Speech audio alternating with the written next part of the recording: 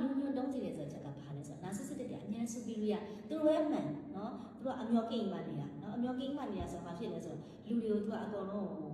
သူ့ထက်နေနေလို့ယူဆတာဖြစ်တဲ့အတွက်အမှားဆိုသူတို့မရှိဘူး relationship ဆိုတာလည်းအကုန်လုံးကအဆင်မပြေနိုင်ဘူးလေနော်တခုခုအမြင်နဲ့ရှိနေမယ်နော်အဲ့ဒီမှာမှသူကတဝန်တိုးတဲ့စိတ်တွေလည်းများတတ်တယ်အဲ့ဒီခါလူတွေမှာသူတို့ရဲ့မူမမှန်တဲ့အဖြစ်မှုတွေဖြစ်လာတိုင်းအဖြစ်ကိုသူတို့ရဲ့လက်တွဲပုံပဲပုံချတယ်အဲ့ခါမှာအဲ့ဒီလက်တွဲပုံကဘာတွေဖြစ်လာလဲ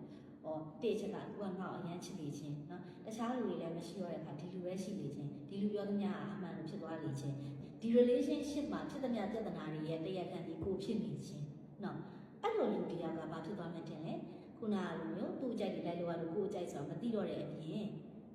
ကိုယ်ဆိုတာပျောက်ဆုံးသွားတဲ့အပြင်လူညွတ်မှတုံးသွားတယ်ဟိုဟာဆိုလည်းလုံးဖို့ခက်ဒီဟာဆိုလည်းလုံးဖို့ခက်နော်ဘာလို့လဲဆိုတော့ခုနက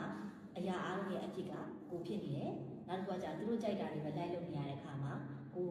ယ်စိတ်နဲ့ကိုယ်လုံးတော့မယ့်အရာတွေအတွက်တွန့်ဆုတ်သွားတယ်အဲ့ဒီခါမှာလူညွတ်တုံးတဲ့ဘက်ကိုရောက်လာတယ်ဒါကတော့အိမ်အောင်တဲ့ဘွားအထိရောက်သွားပြီဆိုရင်တော့ပို့ဆိုးတာပေါ့နော်အများနဲ့အပြစ်တင်ခံရမယ်ပြီးလို့ရှိရင်ကိုယုံကြည်ချက်ကြအောင်အများနဲ့ပြောဆိုခံရမယ်ဆိုရင်အဲ့ဒီလူကဘယ်မှမဖြစ်မြောက်တဲ့လူဖြစ်သွားဖို့လမ်းကြောင်းကိုတဲ့တိုးတော့တာနော်အခုအန်တီပြောပြလိုက်တဲ့အကြောင်းကိုနားထောင်လိုက်တော့ဒါကြီးကတော့အတ္တမှာချစ်ကြီးပဲနော်ဒီဟာ